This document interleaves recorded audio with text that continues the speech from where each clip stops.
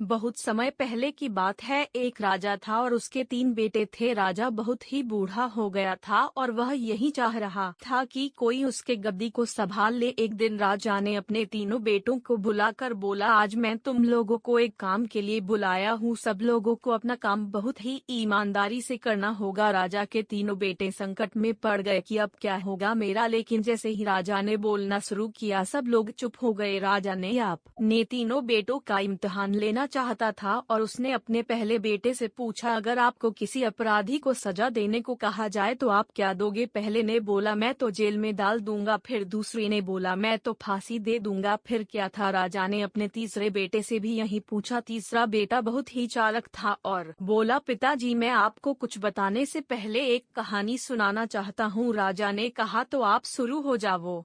तीसरे लड़के ने बोला, एक बहुत ही अमीर राजा था और उसने एक तोता पाल रखा था और वह तोता से बहुत प्यार करता था। एक पल भी उसके बिना जी नहीं पाता था। एक दिन की बात है, तोता बहुत ही जिद करने लगा और बोला, मैं अपनी माँ से मिलना चाहता हूँ। तोते की इस बात को बार बार सुनकर राजा ने उसको जाने के लिए बोला और साथ में यह भी बोला, सिर्फ 1 सप्ताह में वह लौट कर वापस आ जाए। तभी तोता बहुत ही खुश हुआ और बोला, राजा आप बहुत ही अच्छे हैं, मैं जल्दी से वापस आ जाऊंगा। तोता अपनी माँ के पास पहुँच गया और बोला, महाराजा जी बहुत ही अच्छे हैं, मैं उनका यह एहसान कभी भी नहीं भूलूंगा। जब तोते को वापस आने का समय हुआ तो उसने सोचा, क्यों न राजा जी के लिए कुछ तोहफा लेकर जाऊं। वह जंगल में एक ऐसा आम का पेड़ था जिसको खाकर कोई भी इंसान जवान और अमर हो जाता था। उसने सोचा, क्यों न मैं राजा जी के लिए यही लेकर जाऊं। तोता जब वह फल लेकर लौट रहा था तब रास्ते में काफी रात हो गए और वह फल को नीचे रखकर सो गया। जब वह सो गया तो एक सांप ने उस आम को खा लिया और वह आम जहरीला हो गया। तोता जब सुबह सोकर उठा तो आम को लेकर राजा के पास गया और बोला, महाराज मैं आपके लिए एक ऐसा फल लाया हूँ जिसको खाकर आप जवान और अमर हो जाएंगे।